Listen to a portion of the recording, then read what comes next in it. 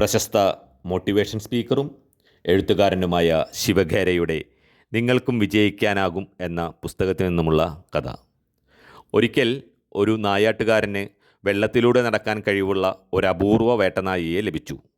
അതിൻ്റെ പ്രത്യേക കഴിവ് തൻ്റെ സുഹൃത്തുക്കൾക്ക് മുമ്പാകെ പ്രദർശിപ്പിക്കുവാൻ അയാൾക്ക് തിടുക്കമായി. ഒരു സുഹൃത്തിനെ താറാവ് വേട്ടയ്ക്ക് ക്ഷണിച്ചു. കുറേ താറാവുകളെ വെടിവെച്ച് വീഴ്ത്തിയ ശേഷം അവയെ എടുത്തുകൊണ്ടുവരുവാൻ ഈ നായയ്ക്ക് നിർദ്ദേശം നൽകി. വെള്ളത്തിലൂടെ ആയാസരഹിതം നടന്ന് നായ താറാവുകളെ കൊണ്ടുവരികയും ചെയ്തു. സ്വാഭാവികമായും തൻ്റെ സുഹൃത്തിൽ നിന്നും വേട്ടക്കാരൻ അഭിനന്ദനം പ്രതീക്ഷിച്ചു. പക്ഷേ സുഹൃത്ത് ഒരു വാക്കുപോലും പറഞ്ഞില്ല. ഒടുവിൽ മടങ്ങുമ്പോൾ അയാൾ കൂട്ടുകാരനോട് ചോദിച്ചു, എൻ്റെ നായയിൽ അസാധാരണമായി വല്ലതും ശ്രദ്ധിച്ചുവോ? കൂട്ടുകാരൻ്റെ മറുപടി ഇങ്ങനെയായിരുന്നു, അസാധാരണമായ ഒരു കാര്യം ഞാൻ ശ്രദ്ധിച്ചു. നിങ്ങളുടെ നായയ്ക്ക് നീന്താനറിയില്ല.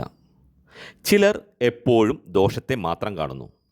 സുഖകരമായ അവസ്ഥ അവർക്ക് അസുഖകരമാണ്. കാരണം കൂടുതൽ സുഖകരമായ അവസ്ഥ കൂടുതൽ അസുഖകരമായെങ്കിലോ എന്നവർ ഭയക്കുന്നു. അവർ എപ്പോഴും പരാതി പറഞ്ഞുകൊണ്ടേയിരിക്കും. ഇങ്ങനെയൊക്കെയാണെങ്കിലും ഒരു കാര്യം നാം ശ്രദ്ധിക്കണം.